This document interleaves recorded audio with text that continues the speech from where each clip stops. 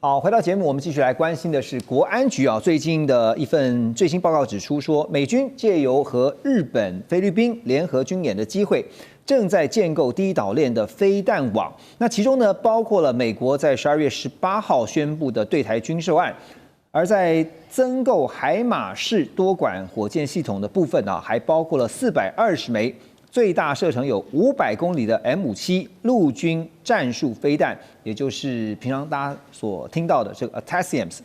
那另外呢，还把提风中程飞弹机动部署到日本山口县，还有菲律宾的3苗里士省，并且呢，把这个射程290公里的 Nemesis 反舰导弹系统往前推到部署在日本冲绳啦、宫古岛、石垣岛，还有菲律宾的巴坦岛。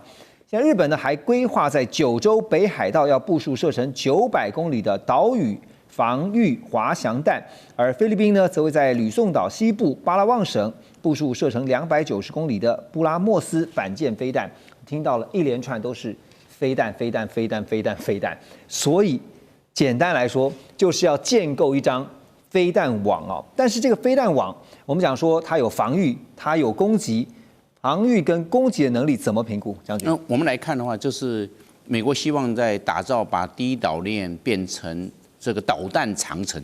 你看一个岛链这边，从日本的琉球、台湾、菲律宾一直过去，那变成一个导弹长城，一个刚好一个锁链。因为现在飞弹的射程越来越大了，不管是这个地对地飞弹或反舰飞弹，它的整一个包络线跟这个包络线重叠，对，这个包络线跟包络线几乎就连在一起了。你看它重叠的范围越大，表示它越密。对，因为它的射程都已经超越了嘛，大家彼此涵盖，你涵盖我，涵盖你，那整个一个网从第一岛链，你从北海道一直拉到，包含菲律宾，你的往南边的话，就是我们所讲到的婆罗洲，是不是？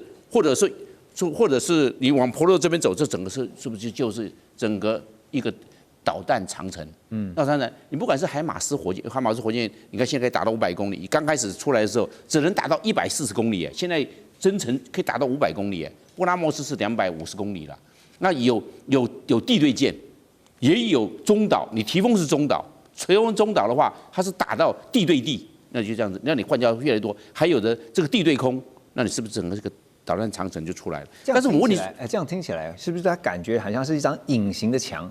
对，对，就像长城一样这样。对，就变成一个这个隐形的金钟罩这样出来了。但是问题是出来几个，第一个，我们看中国大陆现在已经研发出更多的无人机，也包括9天无人机变成无人机的母机，它空中的话就可以放变成蜂群战术或蚂蚁雄兵，对着你这些导弹基地做破坏。对，它虽然不会做一个重大的摧毁，尤其是堡垒或地下工事比较强，我没办法。但是问题是你这些导弹都有的是没有是在会机动的，被它侦知到的话，它直接给你破坏掉了就够了。它这个蜂群战术或者是蚂蚁雄兵，就把你无人机，它有廉价无人机把你就干掉了。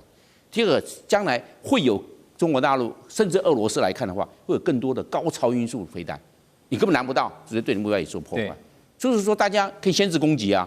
那这个无人机也好，高超音速武器也好，那是不是就会达到一个把你这个针对的跟你把它破坏、把它化解？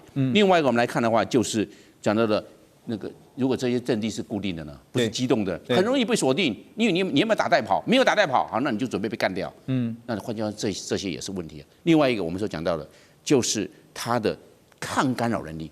你这出去了，中国大陆它有电磁战，让这个电磁干扰把你干扰掉，你就失真了，你就没办法做最后的定位了，等等。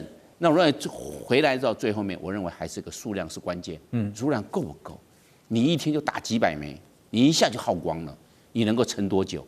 导弹长城你的数量有多少？大家变成说要不要 all in？ 你要不要收哈进来？你 all in， 人家也 all in， 这个是问题啊。那你能够撑多久？导弹长城能够发挥多大的时间？你瞬间可以，但是长时间撑得下去吗？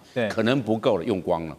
那最后一个我讲到的，就是我们说的，现在美国跟这些国家都是单一安保，美国没有像北大西洋公约组织复合式的安保，它单一安保那美国跟日本，美国跟菲律宾，它没有一个像北大西洋公约组织。那大家就看看乌克兰战争，大家都在隔岸观火，那是你的事情了。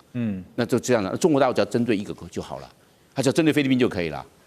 那菲律宾就很孤立无援，因为大家其实都在当观众，那其实菲律宾就吃亏。对，因为你是单一对象。因为在亚洲这边是没有一个像是北约那样的组织的，就是说，将军刚刚就直接突破盲肠了。如果今天菲律宾如果真的因为涉入然后被攻击了，日本会出手吗？不见得。但日本如果被攻击了，菲律宾会出手吗？不见得啊。就连美国也不一定。好，那但是将军刚刚有点到了，数量是关键，而且其实这个数量就想到说，你的量产能力，你能力到底有没有达到一定的这个水准跟标准啊？因为现在我们提到的说这个飞弹网啊，就像刚刚将军所形容的，在第一岛链要形成一个长城，这个飞弹长城，其实目的就在于说不让中国大陆的航舰突穿出去第一岛链。那所以呢，现在西太平洋啊，你看到美军的战略想定就是到处去部署战略的飞弹阵地。而福斯新闻网也报道，但中国大陆也没停下来，20多年来在准备反介入跟区域拒止的作战方面，同样也累积了3500枚飞弹，这个数量是远高于美国的2500枚飞弹。将军刚刚讲数量啊，光是数量一来一回就1000枚了哈。那依照美军的规划呢，到2035年将会增加部署大约15000枚的长程反舰飞弹。而目前呢，美军飞弹的主力啊，还是以战斧巡弋飞弹到标6为主。而根据《华尔街日报》的报道说，中国大陆呢，则是以东风17啊，还有东风26这些极音速飞弹作为他们的主力。好，现在美国你说有飞弹，中国大陆也有飞弹，大家飞弹拼飞弹。谁怕谁？好，美军现在打算在2035年要把飞弹增加到15000枚，这是一个目标。但拉回到最现实的层面啊，我想继续请教将军啊，因为考量就是两国军工产业的能够制造的量能啊，这一点又怎么看呢？我认为这从3个因素来看，第一个这些包含美国、包含日本、甚至包含台湾，甚至包含菲律宾，它有没有办法团进团出？因为大家都有各国的利益的考量，大家利益考量是不一样的。对，你怎么样团进团出？那你没有团进团出，你就不能单打独斗。那单打独斗，任何一个国家我讲过，包含日本、包含菲律宾，要跟中国大陆单打独斗，那你是输的。中国大陆可以各个击破，这绝对没有问题。第二件事情就是说系统的整合，日本的日本 Link 22，台湾系统 Link 16，菲律宾还没有 Link 嘞，那大家层次不一样，你怎么整合在一起？就好像一个自由班，另外一个是放牛班，你这班放牛班你要鸡兔同笼，怎么沟通啊？这个整合问题很困难，对，因为档次不一样，日本跟菲律宾档次差，菲律宾差很多，你怎么整合？我认为整合是困难的。第3个困难，我认为是产能的困难。我们看大家现在数量每一个月产能多少，每一年产能多少，这是你账面上好看。那实际上，美国的合约商，各个合约商。这个弹头的合约商、导引段的合约商、推力段的合约商，还有电站的合约商，哇，好多合约商，你怎么整合？对，有的生产的快，有的生产的慢，对，有的它要智慧财产权保护，有的它是可以做局部的释出跟开放。哇，你这个问题是你要，我们知道按照一个短板理论啊，这个木桶它能够说那个水的量是以它最短的那一根来决定它的储存量。那短板的你那个短板嘛，你那个快没有用啊。但是这个最后，就我们跑步的时候测那个体测的时候，是最后一个到达的算成绩。你跑快前面那不算，是最后一个通过这个线才算。是短板理论就会限制到美国的产能。所以我们看账面上是客观。实际上并没有那么乐观。对，而且其实我们讲到飞弹哈，这不但是比拼数量，还比精准度哈。张老师，我继续请教你，就是因为面对中国大陆的极音速飞弹的这个科技不断的在突破，再加上别忘了中国大陆还有北斗卫星啊，那个北斗卫星的定位是非常准确的，所以实力都不容小觑。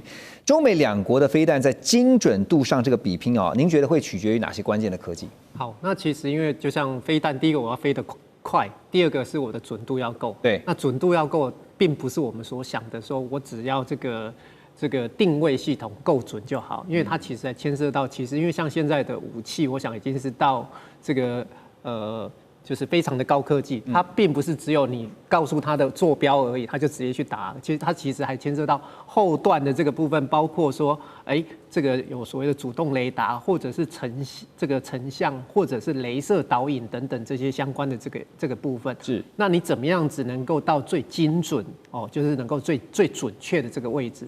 那实际上来讲，这个并不是只看说我的这个卫星定位系统这样子的一个概念而已。那同时呢，我们的这个武器。哦，所谓飞弹，因为它其实我们这个非常高速，那同时也是非常高温。那先前我们也在讨论，在这个武器系统为什么跟半导体有关？因为我们都想到说，为什么一般的这种飞弹武器都是成熟制程，为什么会跟先进制程？为什么需要这个3奈米、2奈米的？因为其实现在很多我要做这个计算，我要这个模拟的这相关的这个部分，要算力，我要可以做及时的反应。